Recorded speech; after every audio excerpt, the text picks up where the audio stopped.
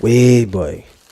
If I didn't get to eat this roti today, I would have sure cried. Cry, boy.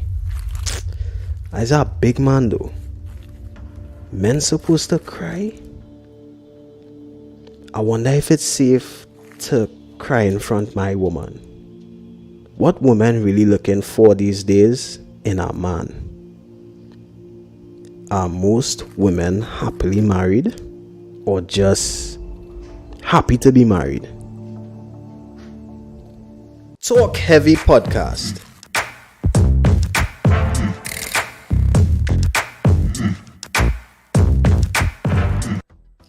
Yes, welcome one and all to another edition of the Talk Heavy Podcast. Alright, it feels like I was just here a few days ago. And of course, if you were here and you remember that really exciting conversation we had, it was really great, So we're here for another exciting conversation, a lot more, serious, alright? And of course, I want to say a special good evening to each and every one of you joining us live right now on Facebook and on the YouTube platform.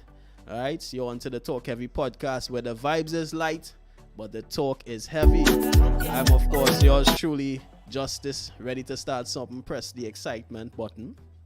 All right. So today, I want to jump right into what we want to talk about today. We're talking about suicide, depression, and mental illness seems to be one of the biggest issues plaguing our society today. All right, and of course, with me, I had to bring in some professionals, some skilled individuals to have this conversation. Of course, all right. First on my panel today, we have Mr. Hanif E.A. Benjamin. He is a traumatologist and as well president and CEO at the Center of Human Development. So a gentleman with a lot of experience and knowledge to share today. All right. As well, we have Mr. Keith Phillips, servant of Christ, father, grandfather, all right, qualified in criminology and social work. He'll also be joining us. Special good evening to him. All right. And of course, joining a bit later, we have Evangelica, a recording artist, content creator, and content creator on the Big City Eve show on YouTube and Facebook, right? So you want to have an exciting conversation. All right, we have a lot to talk about. Once you are on the Facebook Live, I want you to tag at least 2 people. This is a very important topic that we need to have. All right. There are lots of people out there who might be seeking help. We want them to join in and share the knowledge with us. All right. As well, if you are on YouTube, share, like, comment, interact with us. We have a contact number 4699112. If you have a question or comment or concern, give us a call and talk to these very, very special and skilled gentlemen. So good evening, Mr. Benjamin. How are you? You and to all the viewers and listeners across the world, It is indeed a pleasure to be here with you guys tonight. Mr. Phillips, how are you, sir?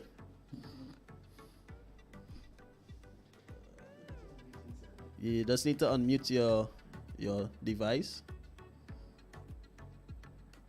All right. Yes, you're inside. All right, well, blessings to each and every one of you all. I am really happy to be here at Mended here. And to the listening audience, blessings, much blessings.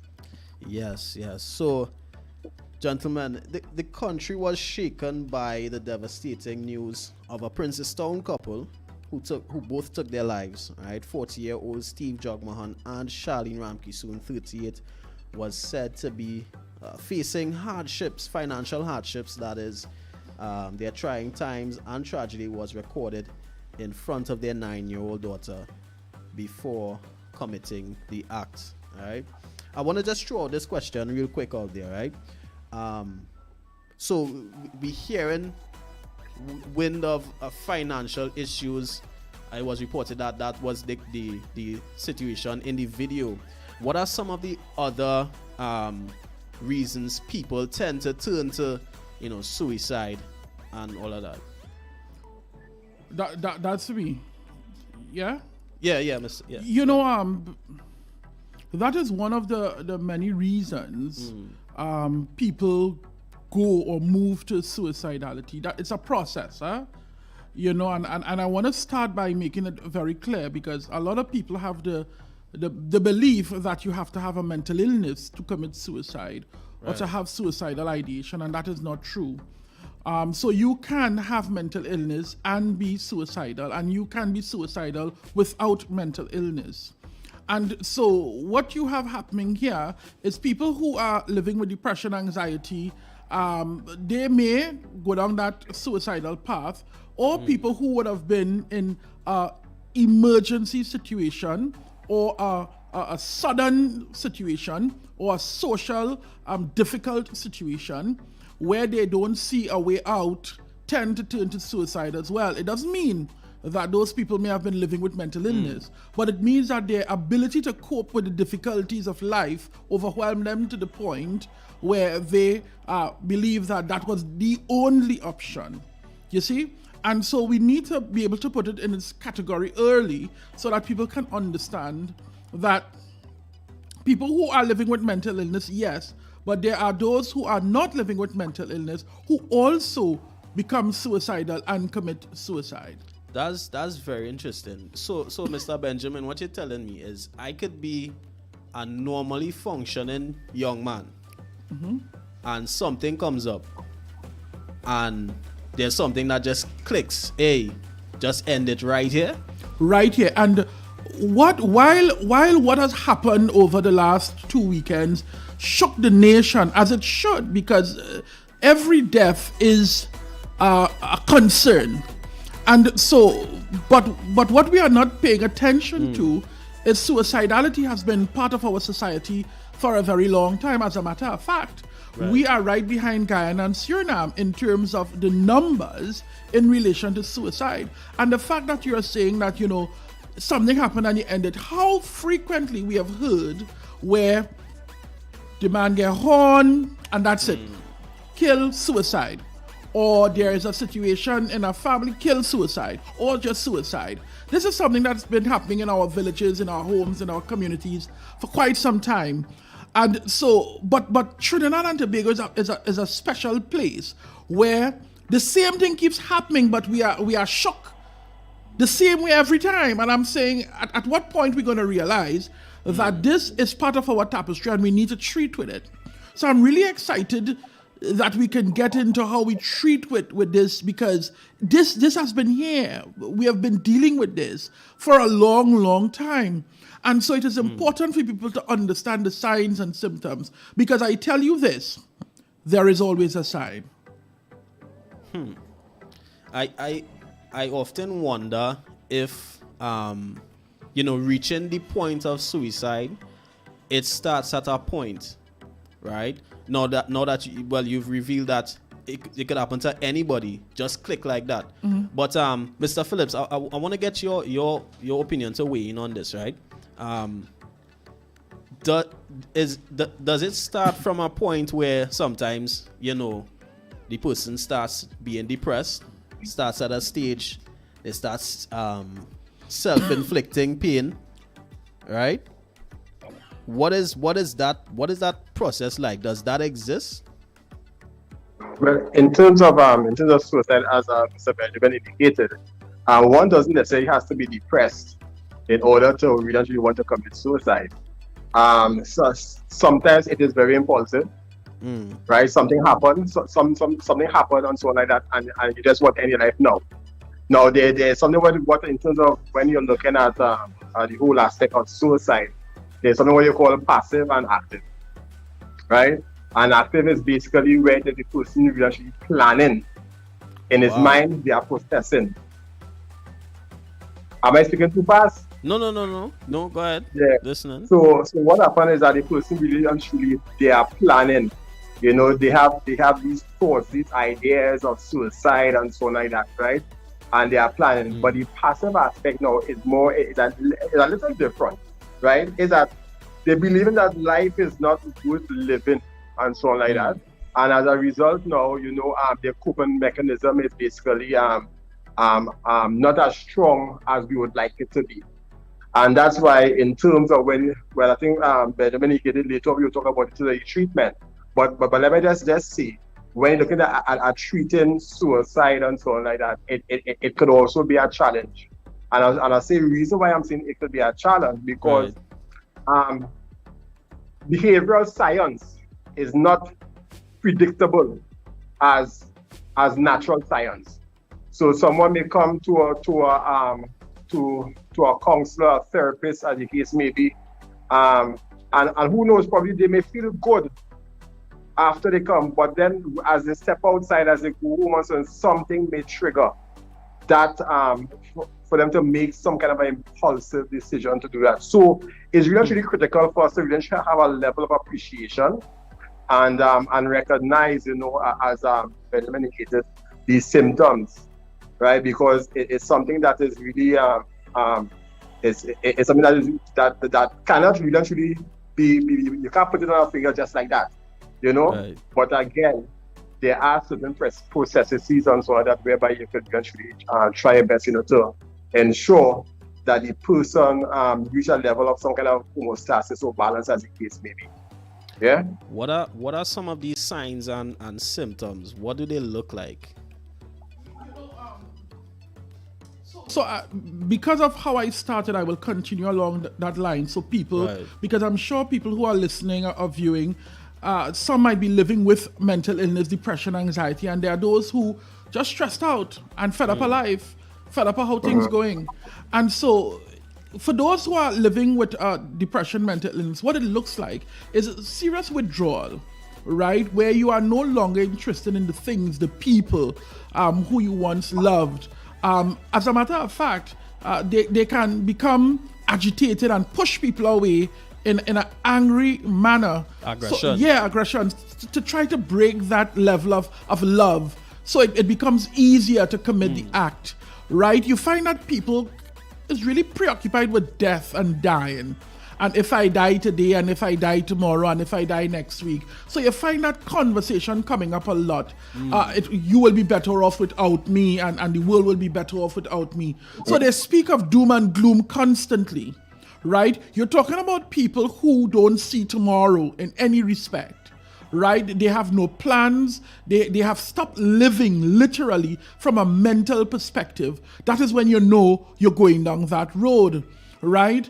And there are some people who might become even agitated through non-suicidal self-harm, because we need to bring that in, right? Because while some may cut non-suicidal self-harm as cutting self-harm and stuff like that, because they want to feel something, they want to feel something inside of them that could give them some life.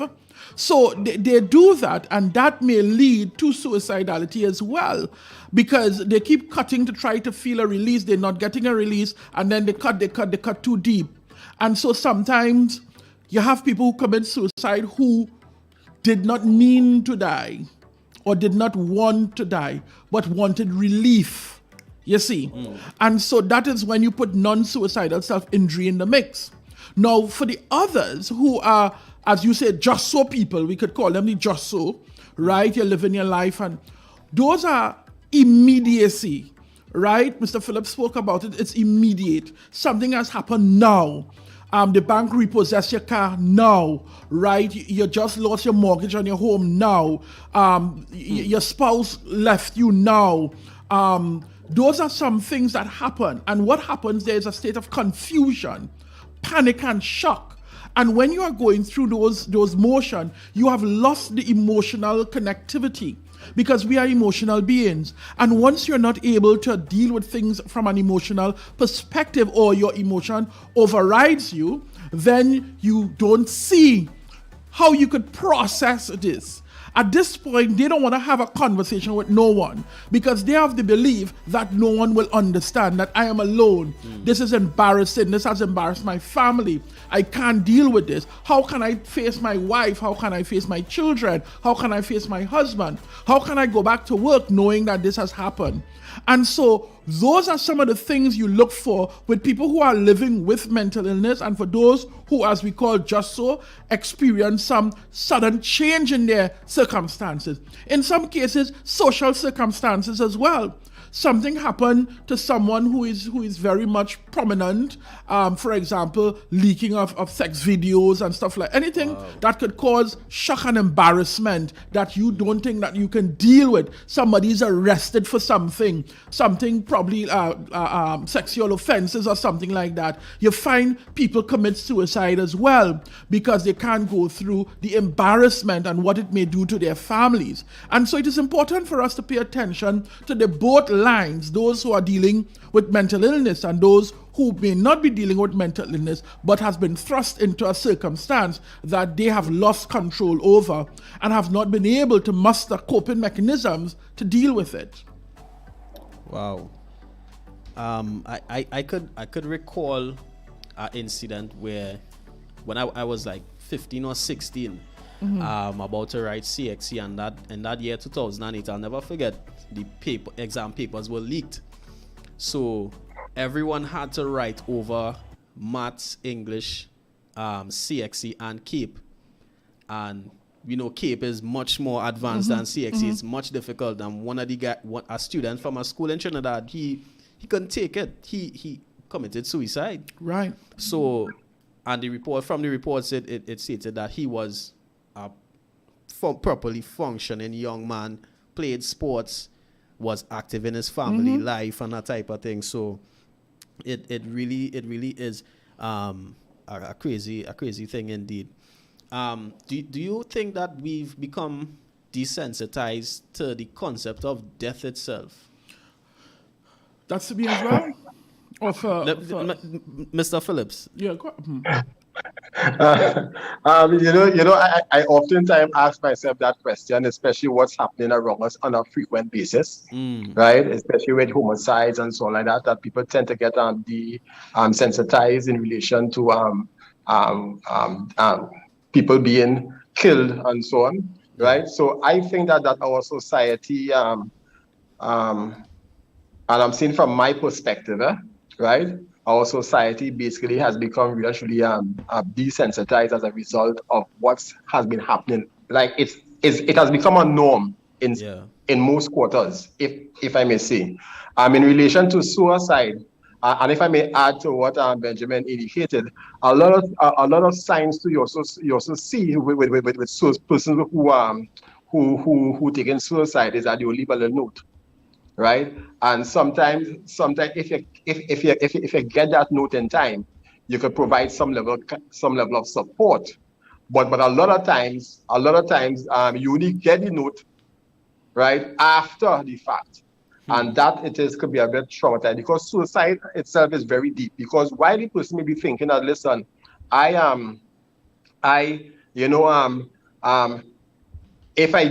I do this, right, my loved ones probably they may have a better life without me, and all that. But suicide actually cuts deep, right? It's very, very deep. It's very traumatic to the persons and the family members who stay back, right? Because they now have to deal with the whole issue and so on like that. And then again, the question being, if I had known and so on like that comes out, But it's something that is really and truly deep. It's very touching. And something that we really need to take a good look at in order to treat with. Very interesting question coming in here from Nikisha Warner Rodney. Special good evening to you. She's asking, does the textbook signs of suicide take into consideration those who would have been able to mask these symptoms of suicide? The ability to put up a facade seems to be the order of the day these days. And I think that's a very important question because we see a lot of people, social media, Facebook, Instagram. The latest thing now, post up your best picture, your best image. A lot of people put up the facade that, hey, I'm so happy on the beach. But deep down inside, they're hurting, they're lonely, they're depressed. How do you, as someone on the outside, how do you observe these things? Like, let me tell you, every year we get this study saying that Trinidad is this happy place, right? And every year it comes out, I tell people there's a church place, so I can't say this. Yeah. PG. Yeah. Every year I keep saying we are fooling ourselves badly. Yeah. What this is that we have a society where people are hurting. We have a lot of violence, and then we have COVID-19 to add on top of that. And so what we have is people who are liming more, drinking more, partying more. So now weekend has been scrapped. Weekend is the entire week now because the avenue is pumping every single day, Monday to Monday, right? And the reason for that is people are so frustrated and fed up, they need outlet. So they drink more, they smoke more, they fornicate more, they do more of everything to assume the happy role. But are we truly happy? And so the question you're asking is a powerful one. And so for parents, for husbands, for wives, for employees, employers, you need to understand the baseline. You need to know what is my baseline. And it's not no scientific study. Who is Hanif? There are some people baseline is just bawling and shouting. They're just loud. But from the time you see them quiet, they have gone above or below that baseline. And some questions should be asked. From the time you know this man like to come out and sweat every Friday, but you have seen him for a month, and he have no physical injury, we have to ask a question. We do not take time to ask questions because we genuinely don't care about people. We do not take time to examine our children because we're too busy with life. We don't take time to examine the husband or wife or the partner when they're stressed out at work because we are so consumed with who we are and what we are. So what I'm saying is we need to slow down and pay attention to one another from a humanistic perspective. We need to care more, basically. We in Trinidad, we go through a 10-day wonder and then we back to normal, to doing what we do. So in order for us to really recognize, because I said before that there's always a sign, but the thing is we do not pay attention to the change in people's emotion and or behavior. And once we are not paying attention to that, we will miss the very subtle and not so subtle sign because it have people that tell you straight up, I want to kill myself, but what we do? We laugh, boy, what is this?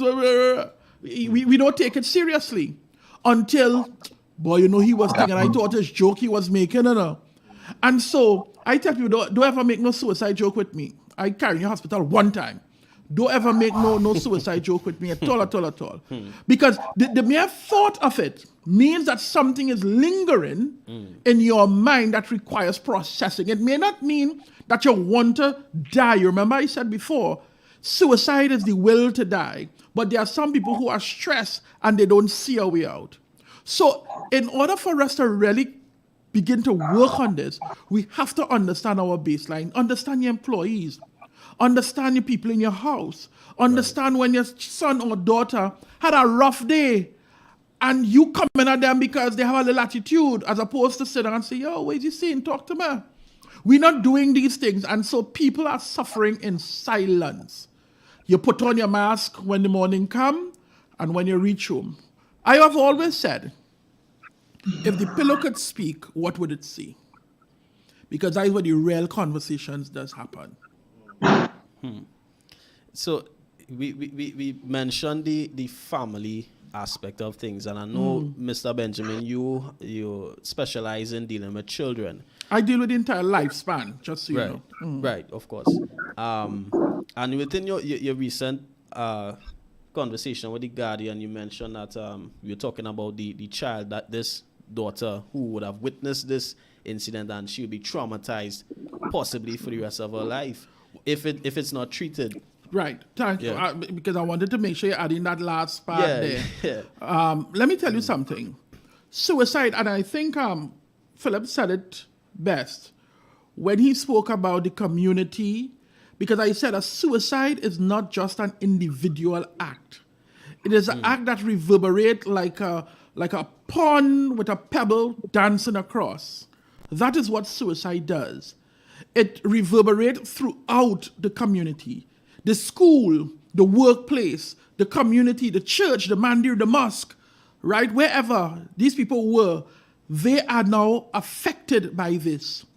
And suicide in itself is a difficult death, more so to have committed in front of a child whose innocent mind have not been able to wrap around what is. So we're talking about complex grief, complex trauma that would require specialist intervention for a long time. This is not, and forgive the phrase, or a normal suicide. This is something that has been well planned and well executed in front of a child. That child will never unsee what she have seen. That child will never unhear what she have heard. For life, she will always remember.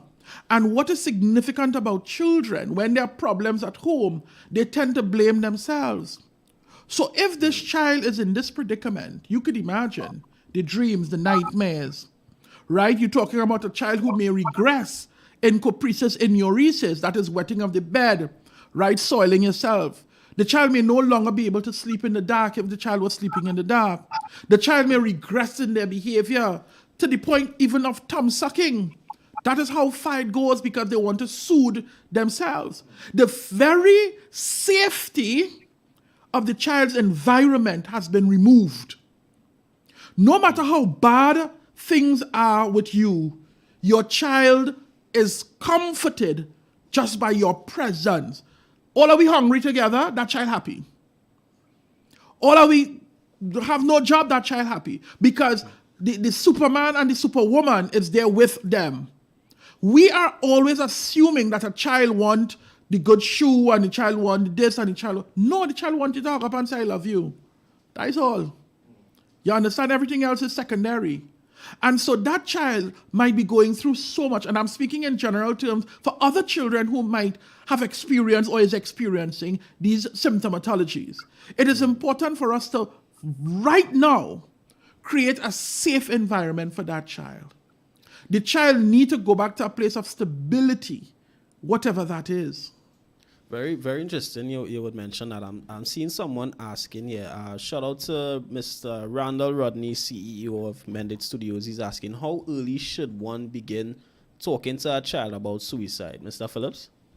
Well, if before I answer that question there, I want to add something to what Mr. Benjamin just indicated there. Because remember I said earlier on that suicide itself is very deep. So when a child is being exposed to something like that, it means then that if mommy and daddy could have coped that way, chances are, if it is we do not put that proper support system in place, sometime down the road, that very child or children may themselves, right, become victims of suicide. So it's very critical for us to eventually understand that. So it means, and that's why I said we need, in terms of suicide, it have far-reaching consequences. There are consequences in terms of the persons and them who would have been left behind, and more so for a child, because remember, our children is based on their socialization and so on, what they see mommy and daddy do, right? They tend to want to mimic at some point in time in their lives. So that is really critical for us to really understand and appreciate. So in terms of speaking to children, at what age? That is really a very good question, I may say. But I would say as early as possible.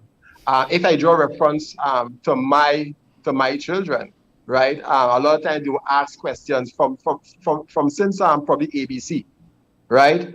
And we had discussions, but again, it must be child friendly, unless of course they were exposed to something that was really and truly traumatic, and then you had to have the real conversations. Right. All right. So it all depends upon the given situation. That's what I would say basically.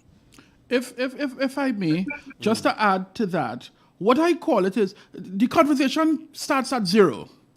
I am very specific. The conversation should start at day one. We believe that we shouldn't tell children this and we shouldn't tell children that. I do not believe that. You're hurting children when you neglect to give them information, right? I know people who are adults now in therapy, family therapy, because my mother never told me who my real father was. My mother never this, my mother never that, my father never this. And so now as an adult, you now hearing these things, and the excuse is, well, you was a child. No. There's age-appropriate conversation, Right. like what Philip is saying there. Age-appropriate. Every conversation can be had at every age group. However, age appropriateness. So the way you will explain suicide to a 15-year-old is going to be very different to the way you explain it to a 10-year-old or to a 17-year-old. Because they all experience suicide, they all experience trauma in their own age bracket. Their responses are going to be different based on where they are in terms of development, both cognitive and maturation. You see? And so having age-appropriate conversation, I am always advocating that a curricula in school should be about mental health and resiliency. Because we do not help, because you see, people think that you're just supposed to build and just have resilience. That is not so. You have to help people develop resiliency. Process. Just like when you say you have to be responsible. Is that you go and you buy it in a shop somewhere? Is it that you go and you pick it up by KFC or no. You have to teach people to become resilient, to deal with circumstances and to maneuver. Now, what is very interesting about this is vicarious learning. You remember, children are like sponges. They absorb everything. And so how you as the adult deal with a difficult situation will determine how a child deal with a situation. And so what Philip said there is so powerful in that if the child has now learned that when you are in a difficulty, death is what I'm supposed to do, then that might be later on in life. CXC hard, you know what? Let me do this. You know this hard, let me do that. And so that is why the intervention is going to be so important. And just to continue on that vein, you see, shame and guilt is a powerful tool. And that, I don't know if when Philip spoke about how far-reaching it is, you see the shame and guilt thing? It crumbles your social environment after a tragic event, especially suicide, the blame game. Who coulda, who shoulda, you drove him to do this, you make me do And so all of that creates more a wedge, which creates a new level of trauma for the environment. So the survivors now are now thrust into this further trauma. And that is why managing the after effect of a tragedy is so critical, you see. Because at the end of the day, people are human and nobody wants to be blamed or nobody wants to think that they are the cause. And so when that shame and guilt step in, all manner of demons come out. And so it will be important after such an event to receive the level of intervention from a social worker, community social worker, a mediator, to help simmer things down. And I'm sure we see right now things are going in a difficult direction for everybody in that circumstance that we speak about. Yeah, because we would have seen actual video footage of both ends of the families, fighting for custody of the children. And I assume this might add to the trauma. How, in this instance, gentlemen, how can the family find a solution? What would you suggest to be a possible solution in this matter? Family can find unfortunately, when you are dealing with such a tragedy, your emotion has been compromised. The ability to think clearly has been compromised. Very rarely, the immediate family can pull themselves together by themselves. So sometimes you find an extended family coming in. You would find a goodly neighbor might come in. In this instance, you might find the pastor, the priest, the pundit, the imam coming in and lending support, because the family in itself is having a crisis. And what you have is a secondary and a tertiary crisis, looming. And so this is the point where I always advocate, because I always speak in terms of macro and micro, because while I give micro suggestion, I also have to look at things from where I sit, from a macro perspective. And that is why I've always been advocating for a trauma center of Trinidad and Tobago, where you have trained people who can be dispatched when you have community traumas like this to provide the very services that these families require, not just for a week or two and disappear, but sustained intervention that will bring a family back to a level of functioning that is reasonable, because there will be no normal functioning again. You have to recreate this functioning. So we're talking possible establishment of trauma center and all these things, but I want to ask a question. Do you think we have the resources to facilitate these things? The physical manpower, the finances, especially with the state of the economy right now? People don't like when I say this, but let me tell you this. I believe that we have sufficient money in this country to manage the social challenges, including what I'm speaking about here. And the reason why I say this, one tragic situation, 5 different agencies respond. Sometimes you have one client moving between 4 agencies. Let's just say an agency mean a worker, a supervisor, a manager, have to now go through this process, pay these people. And so what we need is a proper streamlining of our social services so that we can respond in a more effective and efficient manner, utilizing the limited resources that I believe that can be stretched to help these families. You see, because what we have is great people working in silos, very few bridges. And so sometimes one family have to go to social development, they have to go to family services, they have to go to Children's Authority and Victim and Witness. That's 4 agencies, one family. Now think about how much money is spent there. And so it is important for us to streamline social services in a way that will bring effective relief. I also believe that we have sufficient social workers in this country. We have people like me who are traumatologists, speech and behavior specialists, psychologists. We have the people. That is a problem in this country. But maneuvering the resources in a way, or pivoting in a way that is going to bring the greatest. I have said that every health center in this country should have mental health professionals, psychologists, social workers, mental health people, whatever the case is. Because if they are in your community, then they are the first port of call. So when a family going through a stressor, before the stressor has become to suicidal proportion, they can go to a community center. And the beauty about community center, because in all of this, we have not discussed stigma.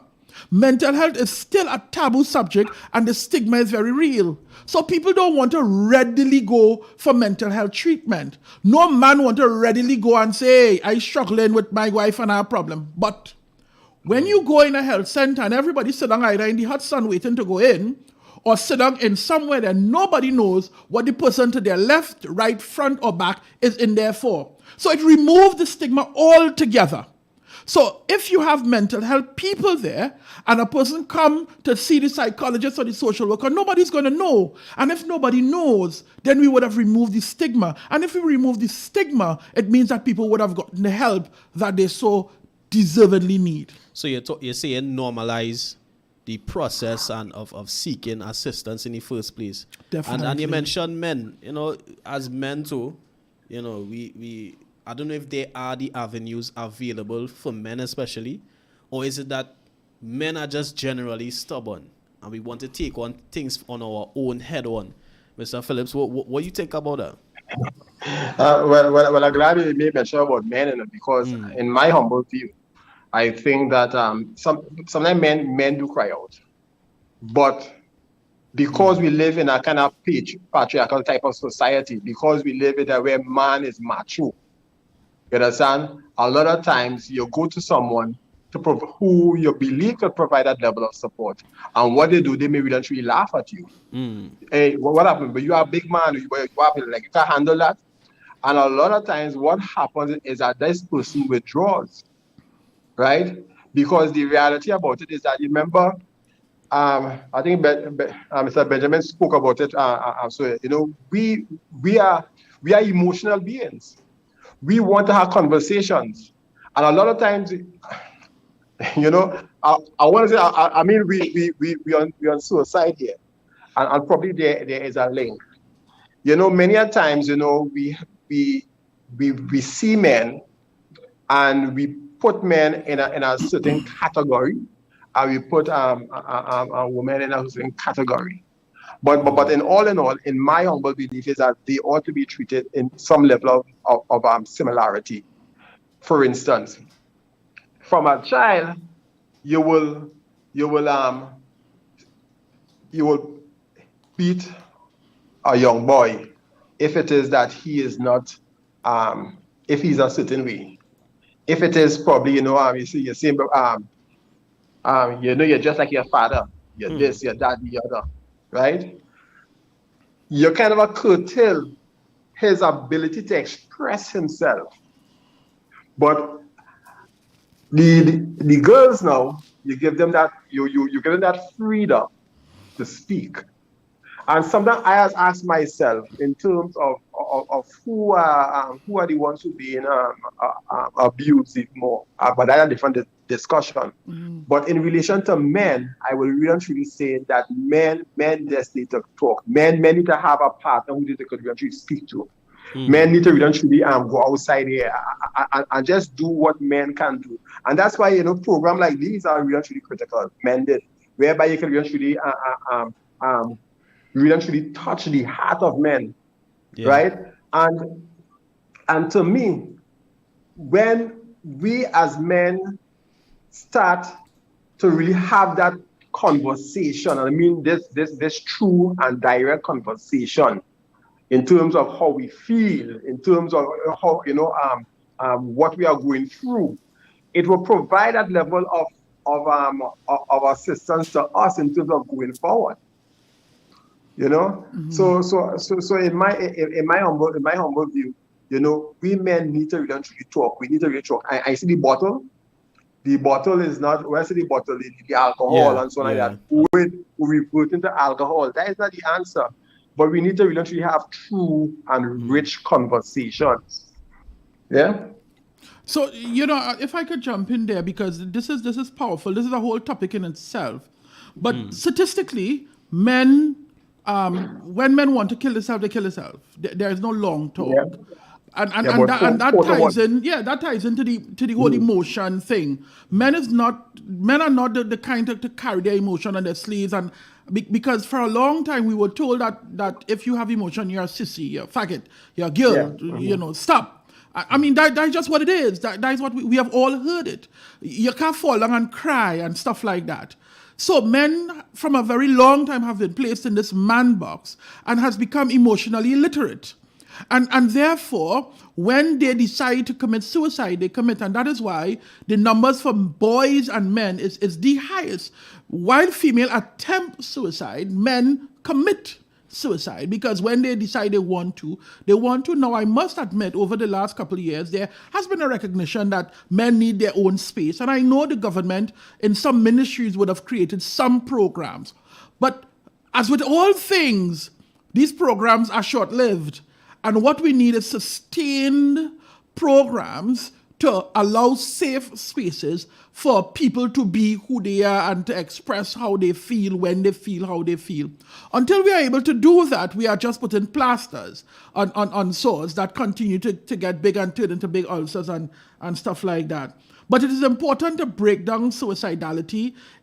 You have to look at it as a gender specific. You have to look at age specific, because the way suicidality morph, the symptomatology that deals with children is very different to those of who are on the higher age. Now, we have to consider COVID-19 and what that would have done to children. As a matter of fact, I have children who've seen me now who have never interfaced with mental health, yet they are on medication for anxiety and depression because what the pandemic did to them, right? They are accustomed getting A pluses and stuff, and now they're getting D's and F. They don't know how to interface on a screen. They need to sit down in a class and be stimulated by the environment. And so all of these things would have weighed heavily on our children. And the biggest thing, children need social interaction. People need social interaction. More so children as a critical part of their development. And when that was curtailed with good reason, we didn't put anything in place. As a matter of fact, parents didn't know how to now deal with the ensuing online world. Parents didn't know how to deal with the TikTok and the thing. So people became very akura with the online world, and that in itself created a new avalanche of problems because cyberbullying became very, very, very much on the forefront as well.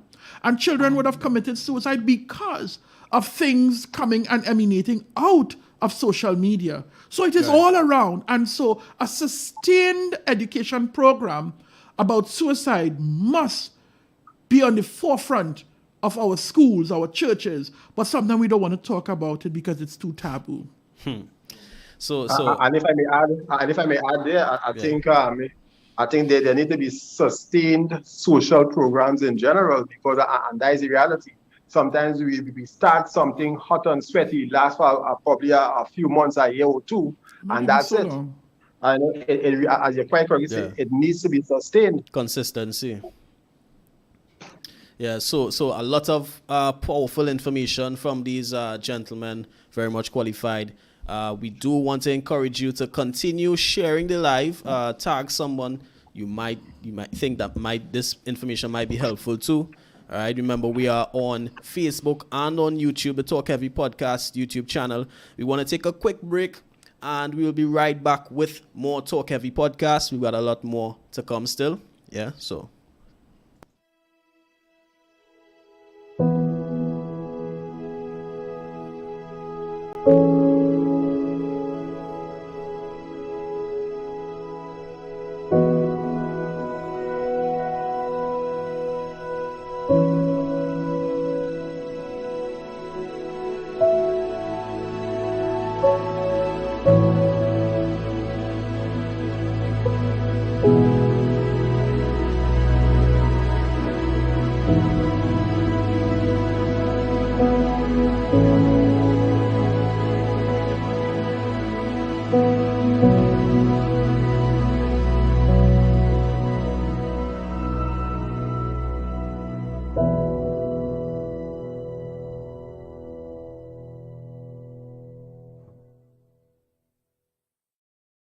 Within recent times, we've seen a significant increase in suicides and mental health issues. Have you ever had suicidal thoughts? Have you ever attempted suicide? On the next Talk Heavy podcast, we want to discuss these and more, but we can't do it without you. So, send us a short clip giving your story, or you can send us a direct message if you wish to remain anonymous. Let us know how you were able to overcome, and together we can help someone in need.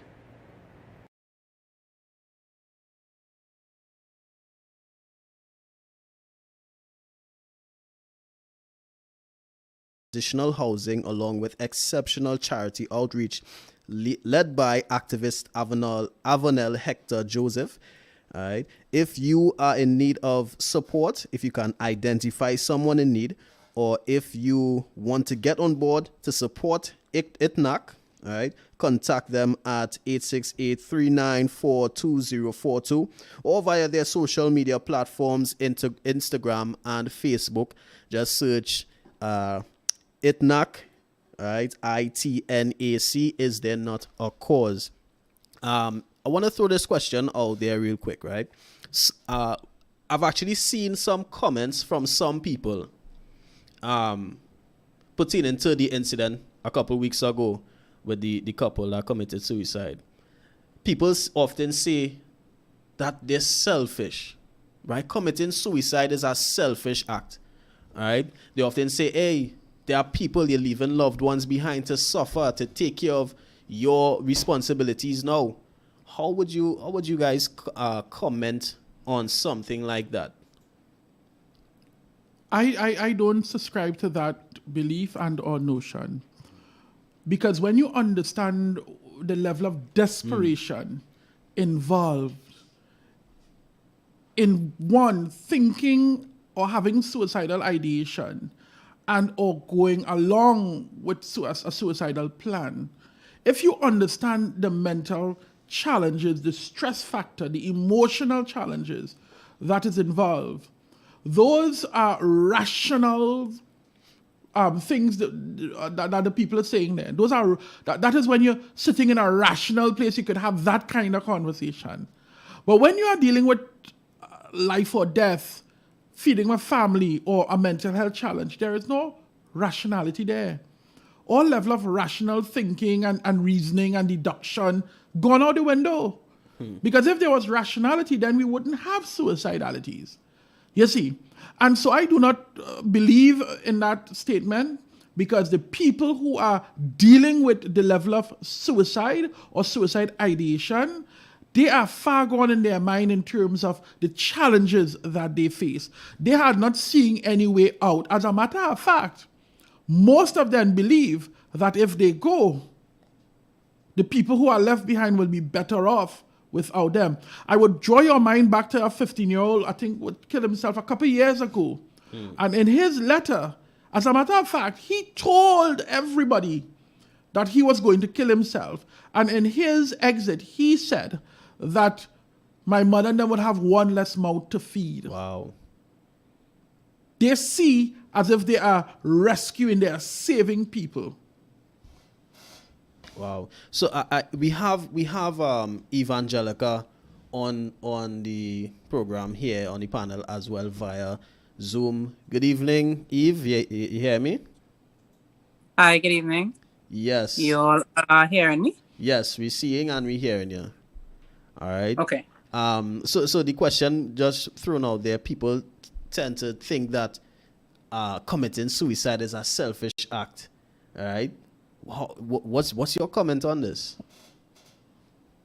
Well, I think you would have known part of my journey in terms of mental health, and I would have battled suicidal thoughts for quite some time before actually understanding what I was going through, right? And I remember specifically, anytime I reached that place mentally, it was never a situation where I thought myself significant enough to remain alive. You know what I'm saying? So to think that a person understanding how needed and how valued they are will still go to, to take their life, I think, as Mr. Benjamin said, is really untrue, because that's not where the thought process is. You're actually thinking so lowly or so insignificantly of yourself that you're thinking that you're doing people a favor. You're thinking that life will be better without you. You know what I'm saying?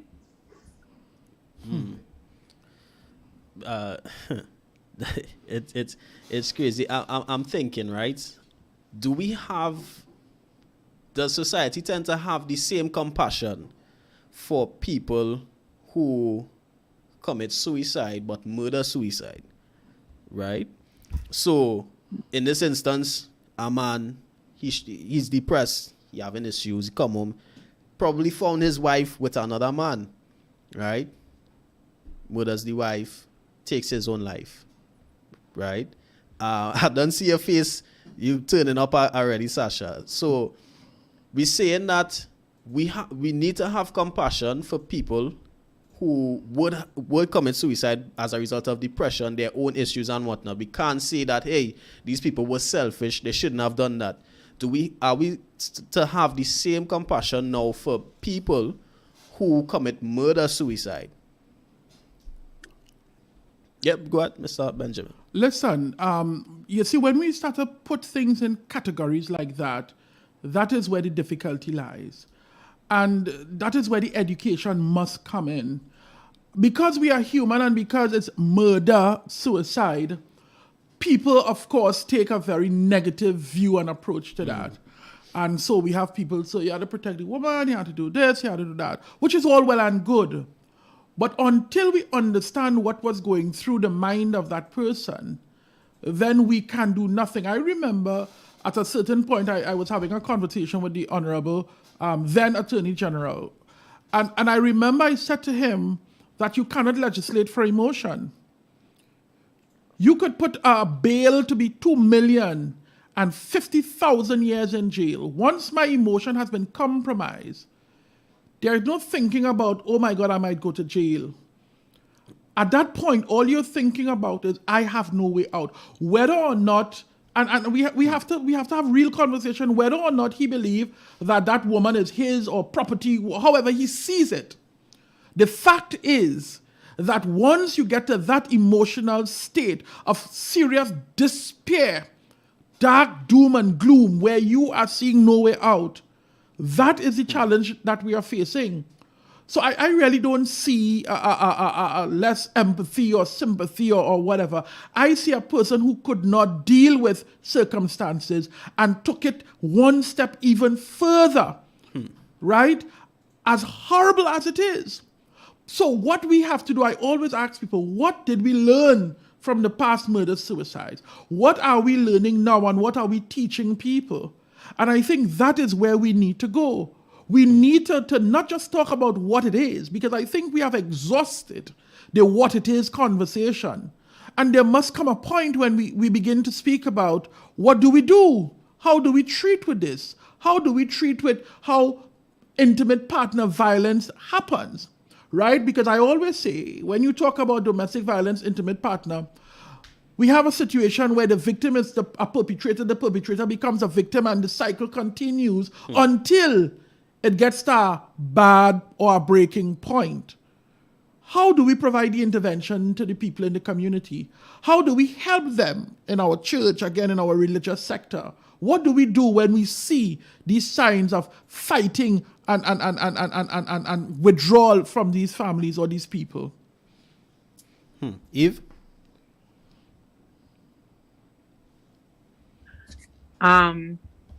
I wanted to kind of touch back on. Oh, I thought I was on. Sorry.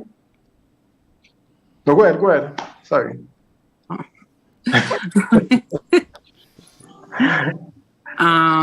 Yeah, I wanted to touch back on the thoughts that people have concerning people who are considered to be suicidal.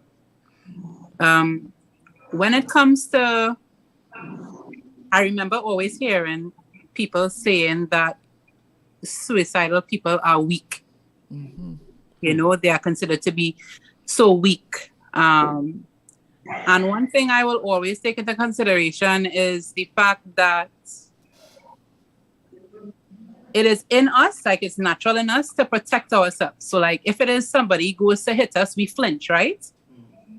So if our very nature is to protect ourselves, right, that means that we have to go entirely against our very nature to harm ourselves, to kill ourselves. And I honestly think that one of the main reasons I never went through with any of the suicidal attempts is because I don't think I was strong enough. And that might trigger somebody in a type of way, but I could only talk about my experience or my experiences because I just don't think that I had that strength in me. And then it's a type of oxymoron because here you are looking for a way out. You're thinking that you don't have what it takes to go on, but yet it still takes a different type of strength to carry it out. So I don't know. I just wanted to kind of plug that in there in terms of people speaking about weakness as it pertains to suicide. It's just a lot of people could judge, but they really just don't know. Let's. You know one. Go ahead. Okay. Go ahead, Mr. Yes. When you the example that you made there earlier on in relation to a man coming home and meet his his wife with another man and so on like that. Remember, we talk about persons who are maybe impulsive. It's based on a given situation. It's something that is a state of mind at the point in time. Because you have to remember too that there's something what we call the ego. Right? And at that point in time, when you see this, you go in a state of mind, whether it's shock or whatever it is, and you react. And then having reacted now, probably must come to say, wait, I really shouldn't do this. And then now you may say something. The best way that I probably could really and truly treat with this whole issue is for me now to take something and harm myself.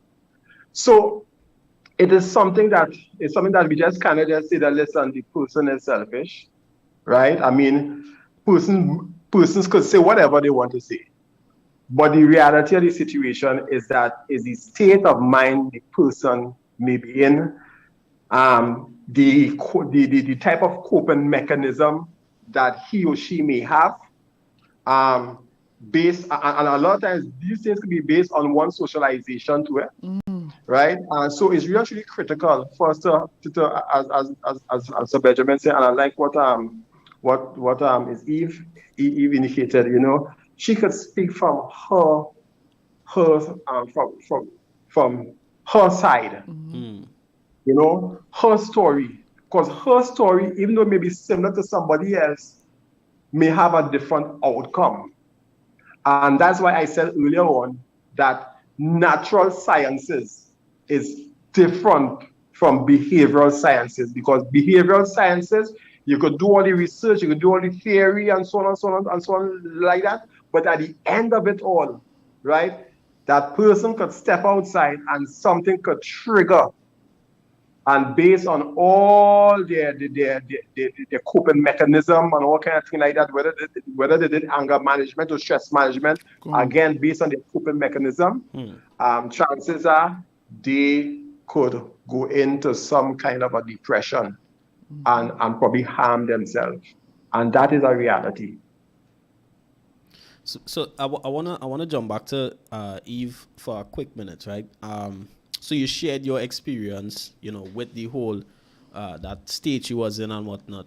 Let me jump to the light at the end of the tunnel. How were you able to come out of that state? Give us that short period of being free from that. Okay. Well, as I said before, I would have battled with suicidal thoughts and depression for quite a while. It's just that I didn't even know, because people form their opinions about you based on your charisma and your personality and all these different things. So when you attempt to talk to people, when you bring yourself to talk to people and they kind of shut you down with the girl, you've been through so much worse, dust yourself off. I guess I did not have the typical characteristics of a depressed person. So I don't think I was really taken serious.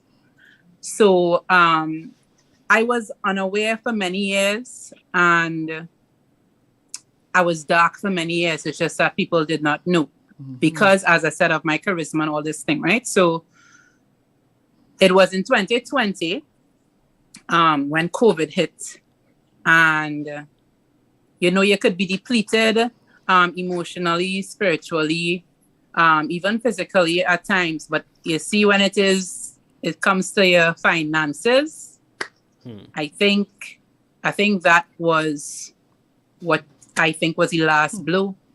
And it was at that time, it was the first time I experienced, well, I call it a mental breakdown, because it's the first time I experienced not really having that control in terms of my mental faculties, not knowing what was real and what was happening in my mind. And I remember that was the first time I think I actually really reached out and sought that help. And I'm not talking about just spiritual help, because we are triune, right? So we are body, soul, and spirit. And as a Christian, sometimes you tend to think that, once you focus on the spirit, everything else will fall in line. But I am an advocate of holistic healing and holistic help. So as much as I had people in my corner praying for me and stuff like that, I started therapy. And it was weird for me, because at the age of 40, I I went through a lot, you know. So, you know, when it came to COVID, I mean, I didn't personally have COVID, but I went through what people would consider to be tougher things. So to start therapy was a big thing for me, because I was thinking to myself, if I had to start therapy, I should have started therapy when I was X, Y, Z, you know. But I started therapy. And I can tell you that you can have Jesus and a therapist too. I'm an advocate for that.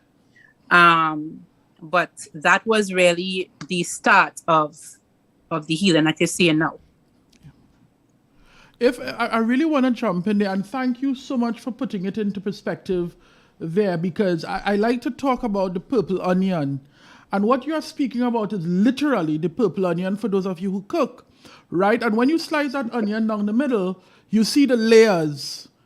It's very clear. And the uniqueness about this, it grows on top of.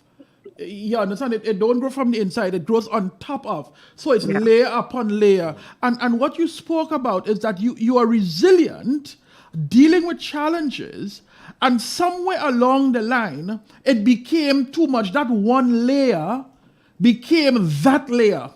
And that layer is a layer that will either push you off the edge or cause you to rethink life in a very strange way and change 360.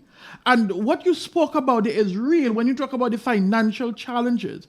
Because as pretty as we look, and I mean, a lot of people give Miss World, whatever, the woman, a lot of flack, but the reality is we have a lot of people who are suffering in this country. We have people who are already living off the cliff, and we had people who were holding on to the cliff. And what the pandemic did, it pushed people over the cliff, people who never thought that having worked for so long in their life, they now have to go back to zero and negative. And what that did, it pushed people so far so they couldn't see, and so some still cannot see how they can restructure that life. And coupled with that, you have financial institutions, debt collectors, who behave as if the world is going, and they come at you, and you realize now you're backed in a corner, you have nobody to lend you money, you have lost your job, or you are working for less, you don't know what to do, everybody calling you for money, they want to take you this, they want to take that, and at that point, every strength you had is now called into question. And at that point, I'm sure if you will say that you feel the most loneliest in the world. At that point, there is no one, even though you're in a crowded room, that you can feel as if you are part of anything. And that is where these acts happen. Yeah, and if I add to what you said, what was I recognize in terms of suicide and suicide ideation is the whole aspect of one being hopeless. Hopeless. I think that is something that I'm not too sure we mentioned it, but hopelessness is something that is really critical, right? And what I like in terms of what Eve was sharing there is, she speak of in terms, she gave that background in terms of how she felt, being in that dark place, being lonely and so on like that. And then she also made mention of something that was really critical when I was hearing there, is that support system in terms of the church, in terms of praying for her and so on like that. And that is critical in terms of how we treat with suicide and suicide ideation. The reason being because it gives one a sense of hope, a hope to live. Because at the end of the day, remember, when you speak of hopelessness, it means then that I give up on life, right? I don't want to live anymore. There's nothing for me to eventually live for. But when you have hope, it means then you could identify something that I could eventually live for, right?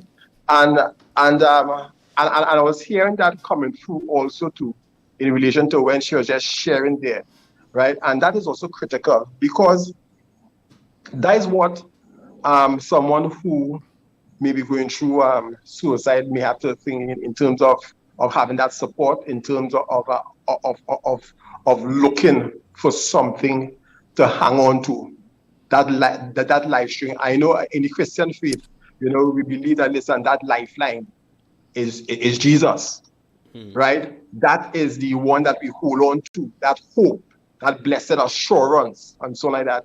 Even in the midst of whatever we may be going through, in the midst of our crisis and so on like that, right? We need to hold on to something. And one of the things too, in terms of when you do the research, many researchers, when they speak of suicide, one of the things they say is that religion provide that level of strainer, is a restrainer for persons who may think of committing suicide.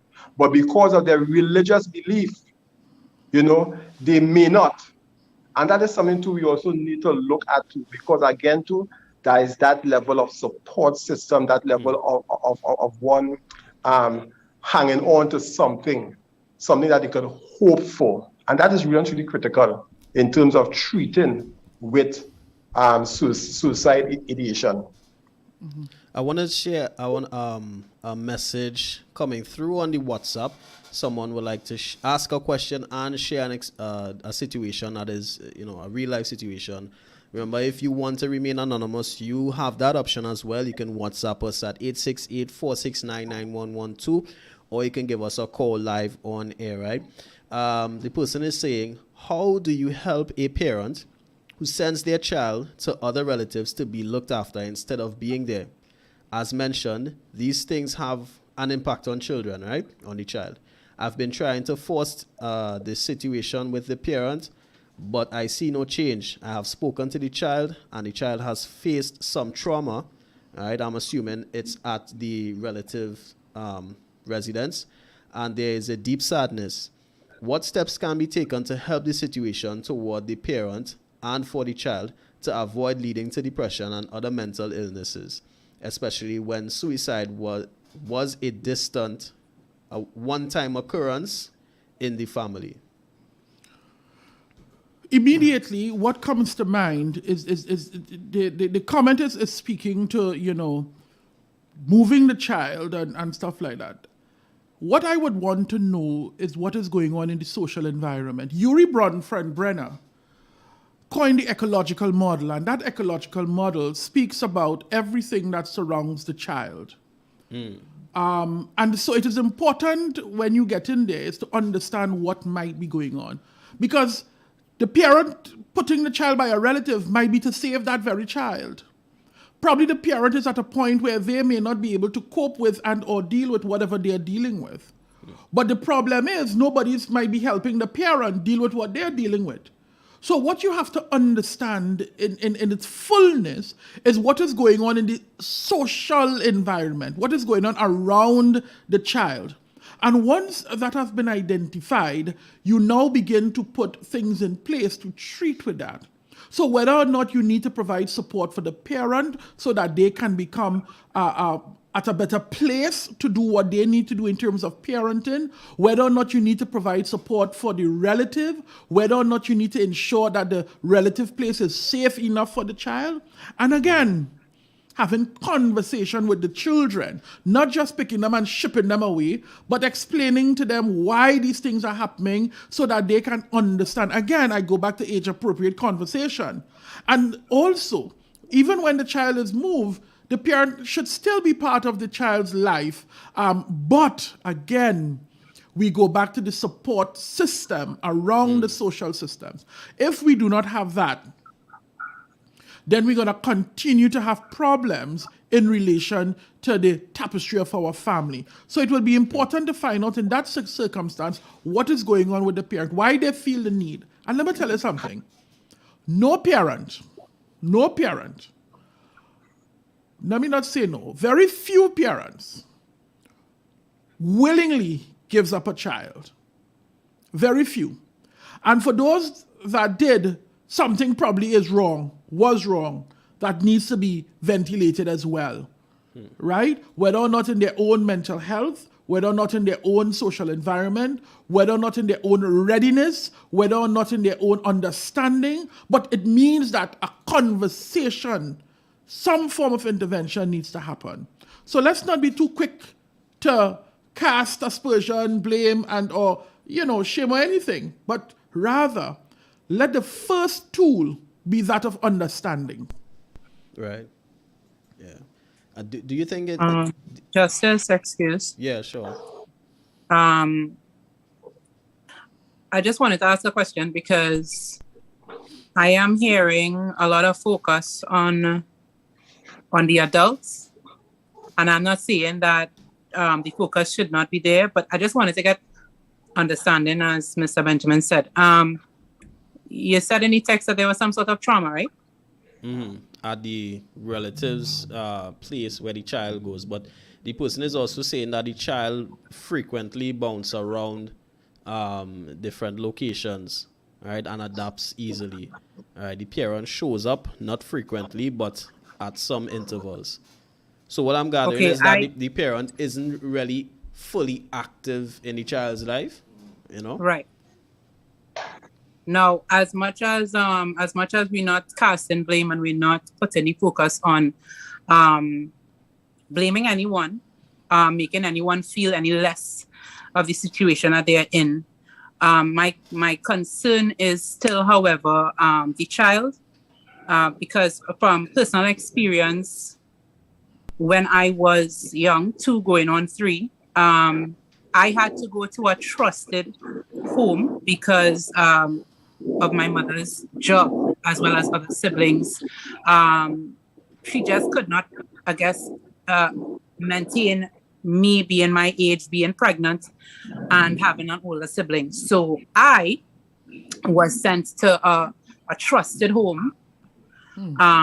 So it wasn't anything out of neglect or anything like that. My mother made a decision that she thought was best for the household and for her mental, capacity and everything. However, at the trusted home, I was being molested. And at that age, I guess, no one knew. I didn't speak on it, right? And the thing is, in a situation, the parent, that could probably be really the only viable solution in terms of the child going to these places. But my emphasis would be on the child, and that child having some sort of trusted source and a safe space to speak, because the sadness is telling and I think the earlier they're able to deal with any sort of trauma, the better, because I began dealing with that trauma when I was that age, at the age of 41. So, as I said, focus on everyone, because everyone needs help in the situation. But my concern is really with the child. So. I want to thank you much for sharing that. One of the things that there's an old African proverb that speaks to, the children we neglect today could cause us sleepless nights tomorrow. And so it just means that we need to really pay particular attention to our children. And many a times what we do, we tend to overlook and so on like that. And sometimes I'm not too sure if it's a matter of feeling some sort of disbelief, as the case may be. But you touch on something there in terms of probably, listen, this is the only support system, that she or he could have thought of in terms of placing you in that they thought was a safe space.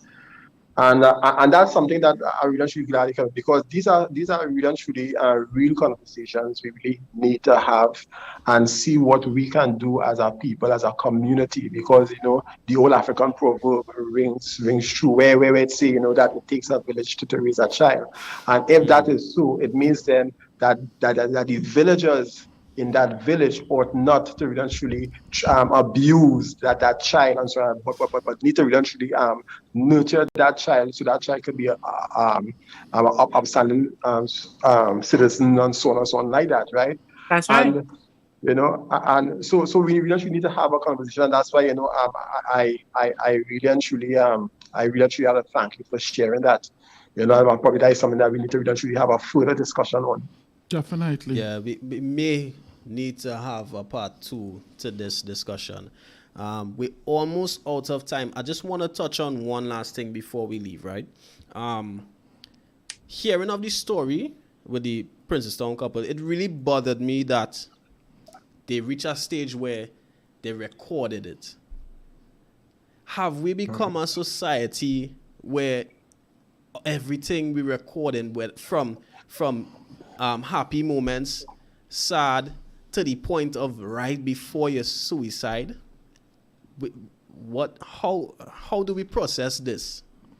It's a new level, in my view, where we have gotten as a society. But I'm not surprised because for a long time this is who we've become. We have lived behind the lens to the point where some people have not been able to differentiate real from fiction, and their life is so facade based on social media that is what they live, that is what they know.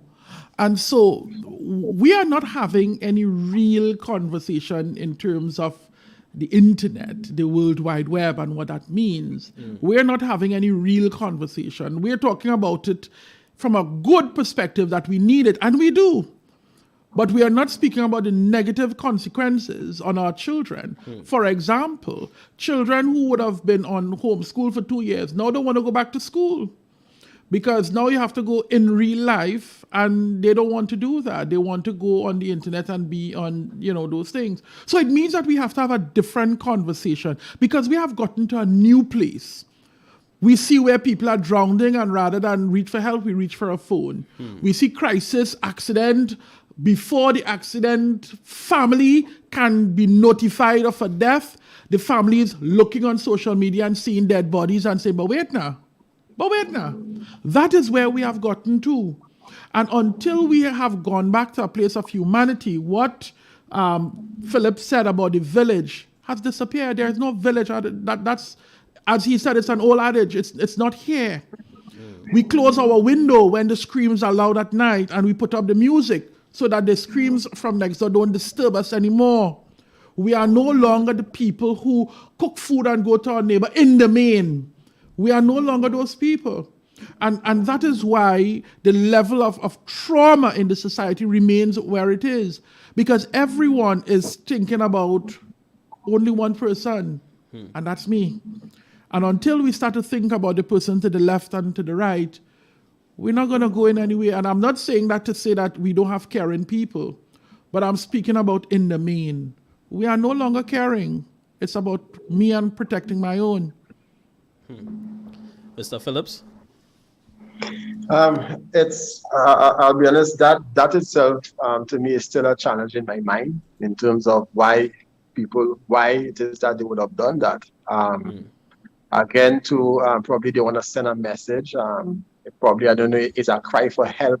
It was. Beyond the grave. If I may maybe just add to what Benji indicated there, is that one, you see where social media has reached a stage where persons are being harmed or injured, and someone will take out a phone to video record instead of providing some level of support, some level of help. So it speaks to us as a people that, listen, that somehow our heart, our mind, our soul is really and truly, somehow, I'm not too sure if I'm using the correct term, if I say emotionally scarred in terms of how we really and truly treat with our fellow men, and that is something that we need to really and truly look at, because we need to really and truly provide, we need to be our neighbor's keeper, our brother's keeper, our neighbor's keeper. We need to really and truly look after one another, and this is something that we are not doing. But again, and when I say that, I'm not using it in terms of that all of us are like that, but I'm talking in a general term, because because like whatever is negative cells. And I want to be the first to send this message of negativity. And that is how we are. But again, I'm saying based on the question asked, I think that is like it's a cry for help beyond the grave, and probably something that even the researchers, the therapists will eventually look into and probably have some kind of research done in relation to something like that. Eve, any comments? In addition to what the gentleman said, as they said, we living in an era, we drinking we water and minding we business. I think is a different level of depravity and even like morbidity where we don't really have that value for life. We see pictures of dead people in caskets. We see pictures of people on in the morgue. It's we have a different level of sensitivity as it pertains to death more than life. And social media, I think people just succumb to those pressures of social media, So it's really something else. Yes, indeed. It really, really indeed is something else. If I may real quickly, because I know, it was a conversation on suicide and we did dip a lot into other stuff as well. But I just want to say before you close off in relation to suicide and suicidality, that it is not an easy conversation to have. And that is what we see. It's not an easy conversation to have with someone who has ideation, someone who's living with mental illness. But what is always constant is letting people know that they are not alone. Letting people know that no matter what it is, I will be here to walk with you. I may not understand what you are going through. I may not have experience, because every trauma is unique to the individual. No two trauma are alike. You need to let people know that there's no shame or guilt. There's no blame. A lot of people feel as if they're going to be blamed. And so we need to remove those type of conversation and help people to develop the words, because we say some horrible things in trying to help. And not because for malice or ill will, but because people just don't know what to say. Sometimes just being there and letting people know that I am available to you is sufficient to keep someone alive until you can get them to professional help. And in all you do, all your conversation, always talk about getting professional help and letting them know, I will sit with you, I will walk with you, I will hold your hand if needs be. Most definitely. Justice, if I may add to that as well, right? Because something was on my mind even since the live, and I've really been an advocate for mental health and seeking the help, not just from the church, but seeking help for in different ways. And I really want to ask the body of Christ to stop demonizing the help that there is out there. Stop demonizing medication, stop demonizing therapy. Yes, we understand that prayer is important and it's imperative because we need God in our lives. However, we also have to understand that He has provided other sources to assist in the holistic healing of a person. So the more we really understand that the same God of prayer is the same God of the psychiatrist and the psychologist and the therapist and the medication.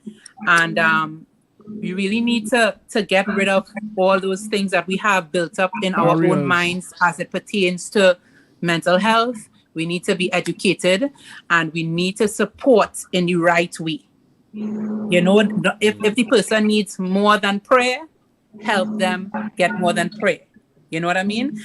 In my work, my apostle at the time, he was very assistant and persistent in terms of me getting the therapy, and he was very supportive, and I'm grateful. Not everyone experiences that. So in terms of the support, as Mr. Benjamin said, it is excellent. But when it is we have the church, in terms of that support medically, that could go far and beyond. Amen. Yes, I yes. got But, 100%. 100%. I'll just read a couple comments on the Facebook end real quick. Mel Jones out there in Tobago, good evening to you. She's saying there are persons who are just afraid of opening up to others, even to families or even a friend or church member, thinking that they may be a burden. All right. Kezia Lewis, good evening to you as well. Amen. Normalize Jesus plus therapy. Yes. All right, so I there's love that. definitely Hashtag. agree. There's definitely agreement on these ends. So it's just about 8:31. We have ran out of time. This has been a really, really excellent, informative conversation. I really want to thank you gentlemen and lady for coming on board with the Talk Heavy podcast. Thank you so Thank much. you. Thank you Most much. welcome, most welcome. We also want to thank each and every one of you for joining us here this evening on the Talk Heavy podcast on Facebook and on YouTube. We want to encourage you to, even though we are finished with the live, we want you to continue sharing and interacting with us. Follow us on Instagram, TikTok, Facebook. All right, we have a lot more content, a lot more great conversations to have. All right, so we want to look forward to having you all in the near future. And remember, hotlines 24/7, lifeline that is. Those numbers are 800-5588, 866-5433, 220-3636 if you are in need of counseling at any point. Remember, there are people out there who would be willing and able to reach out to you. Mr. Benjamin, you want to plug your organization? Well, the Center for Human Development, Strengthening Families, Building Communities, and Developing Minds. We are always available. It's a private company, and definitely they can reach us on social media, the Center for Human Development Limited. They can check our website, www.tchdltd.com, or they can check us on Instagram, tchdltd, and come through. We are always willing, we're always ready to provide the help, the specialized help as well as the general help. Awesome. So there's always hope, there's always light at the end of the tunnel. And with that being said, we want to leave you with the sound of Ryzen. This song is called Miracle. This has been the Talk Heavy podcast. Look out for us next Wednesday from 7 p.m. for another great conversation. And Mondays, Wednesdays, and Fridays right here on Mended Studios. Remember that prayer in the morning from 3 a.m. to 5 a.m. That's the nautical hour with the Kogup community. So, till next time, we'll see you then. Have a great night.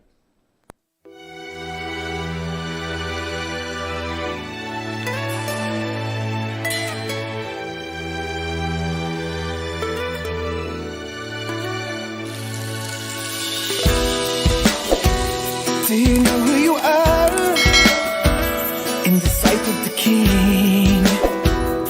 I wish you knew, yeah. She wants this life. There's hope for me and you. Check. I'm a drunk, I'm a punk, I'm a thief, I am you. And I feel what you feel, cause I'm weak. When I'm hungry, need to eat. When I'm sleepy, need to sleep. And if things was little different, would I be me out in the streets, yeah? I could never condemn and say that I'm not like them, cause under different circumstances, well, gotta be me up in the cell, gotta be me going through hell. Listen close, I have some stories to tell. See, now I'm moving on to where I belong, cause I know I am a miracle, just like you, yeah. I am a miracle, and though I've done some wrong, you see I won't stay down, cause I know I am a miracle, just like you, yeah. I am a miracle, just like you. It wasn't crack cocaine that put me out in the streets, but I feel it might be crack cocaine that give me air. I'm searching for release, but these streets not fair. So when I beg a little money, pretend you care. I wanna do right, but in your brightest day, all I see is night. And when you lose your zeal for life, Saying no to drugs is the hardest fight. Still I'm moving on to where I belong. Cause I know I am a miracle just like you. Yeah, I am a miracle. And though I've done some wrong, you see I won't stay down. Cause I know I am a miracle just like you. Yeah, I am a miracle. Oh yeah. Oh yeah. Oh yeah. Oh yeah. Oh yeah. Oh yeah.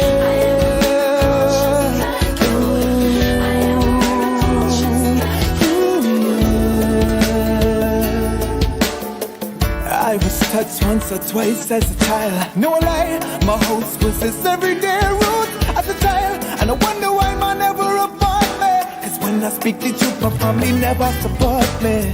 Hush your little lying mouth, so I shut it. Or the years of 12 of pain, or razor blade so I can touch it. There's a reason, if it's gone, he can't touch it.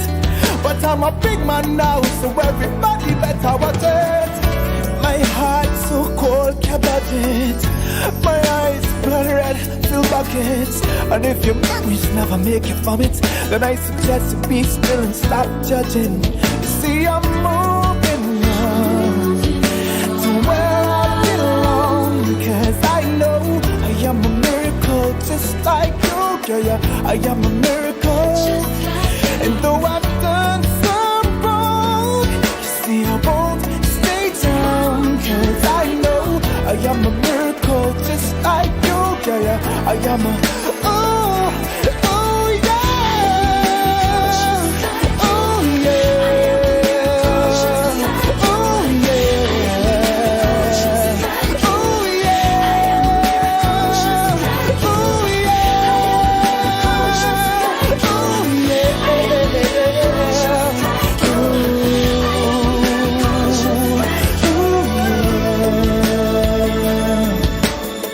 I am a miracle. I am a miracle. I am a miracle. I am a cancer patient, HIV patient, homeless person, broken lonesome, prison inmate, drug addicted, it's afflicted, just defected. Check. I am a miracle just like you, yeah. I am a miracle just like you, yeah. I am a miracle just like you, yeah. I am a miracle just like you, yeah.